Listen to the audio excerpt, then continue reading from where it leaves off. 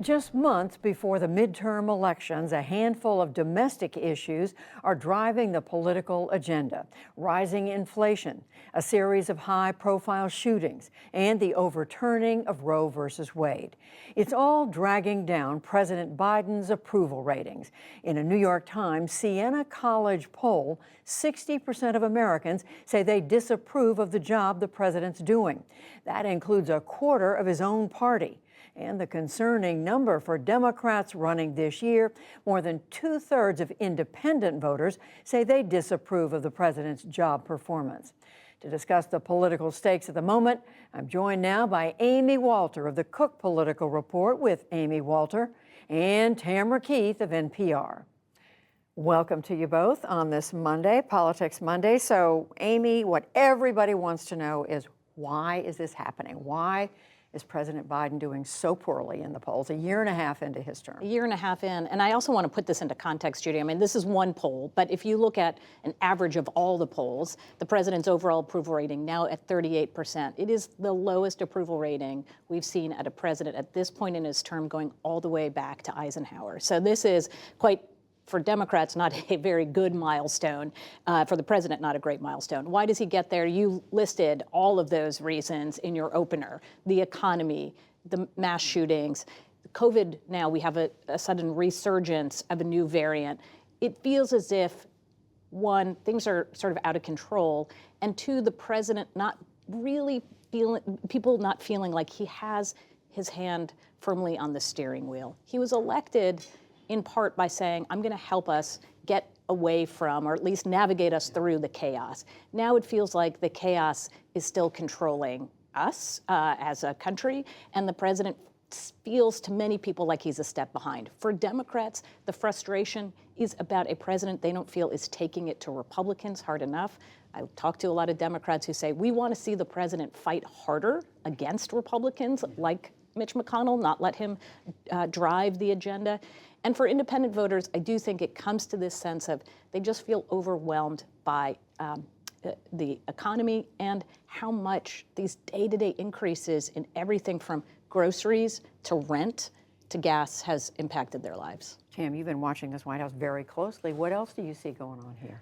The American public is in a very sour mood, and we've talked about this before, but inflation is probably the one thing that maybe across the political spectrum people can agree is something that is a real concern. Every time you go fill up your tank, the price of gas is very high, though it has been coming down in recent days. But in addition to that, there are reasons that people on the left feel like the country is going in the wrong direction, and they're incredibly frustrated, whether it be the mass shootings and feeling like, you know, the president held a celebration today for gun safety legislation that a lot of people felt wasn't worthy of celebration, that it was an incremental step at a time when people want radical change. On abortion rights, the same thing, that there's this level of frustration that the president just can't do more. And so the people on the left who, you know, Democrats, 25% of Democrats don't approve of the president's performance, that really takes a hit into your numbers when your own party isn't fully behind you. And the reason that they have that reticence is, as Amy says, they want more. And also, I think that the White House would argue that the challenge he faces right now is there is no alternative. It's not Joe Biden versus someone else. It's just, how do you feel about the president? How do you feel about the country? Well, not great. And so when Democrats are asked, I mean, to dig a little further, I mean, when Democrats are asked in this poll whether Joe Biden should run again, President Biden should run again, Amy, only 26%. This is Democrats say yes, he should.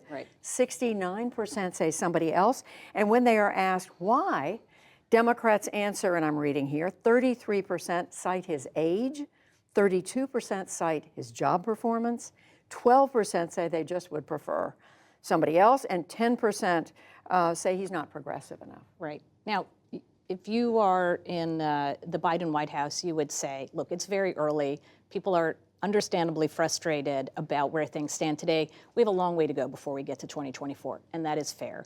But the fact that we haven't even had a midterm election yet, we don't even have the results of the midterm election yet, and a quarter of Democrats saying they would support the president is a pretty bleak number.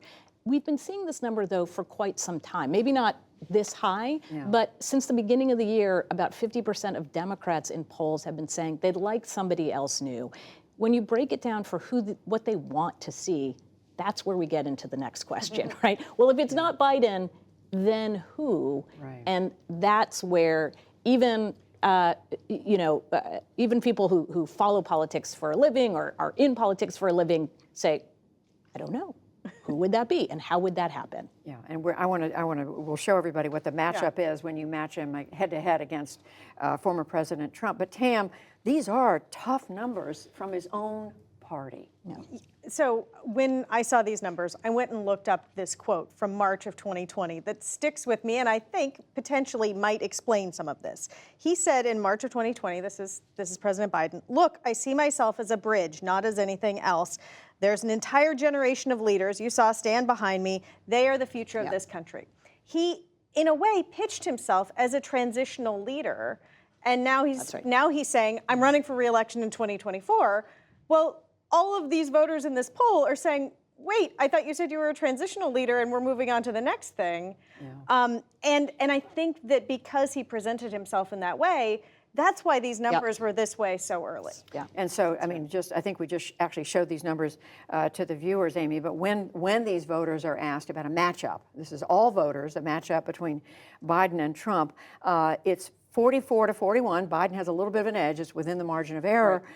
But among independents, which of course everybody watches very closely, and you talk about the independents a lot, former President Trump, slight edge, 39 to 37, 2 points. It's within the margin of error, but it's a warning sign. Right.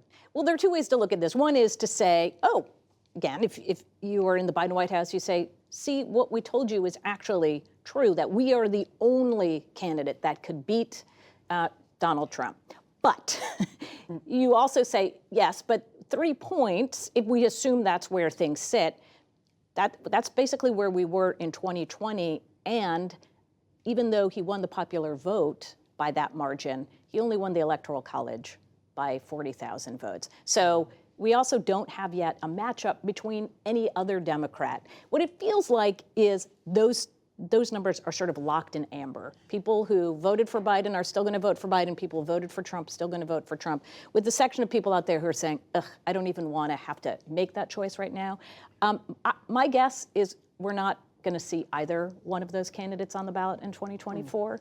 That what voters have been telling us from very beginning of this year is they would like to see some new faces on the ballot. In any event, it's a warning sign for the White House right now. Yeah, well, and not one that they really want to be asked about. Also, though, it is a long By the way, they're saying he is running again. Yes. Oh, absolutely. They are saying it repeatedly. They are saying it and pushing back and making sure that friends of Biden talk to the reporters who are working on these stories. They want to make it clear that he is running. If he were to say right now that he isn't running, then all of the oxygen would go out of the room. Any effort to get his agenda through would hit ice, and you'd end up with all of the attention focused on the intrigue and drama of who lame would duck, replace which him. they don't want. Yeah, absolutely. They do not want that. Absolutely. No. All right, Tamara Keith, Amy Walter, thank you both. Thank you.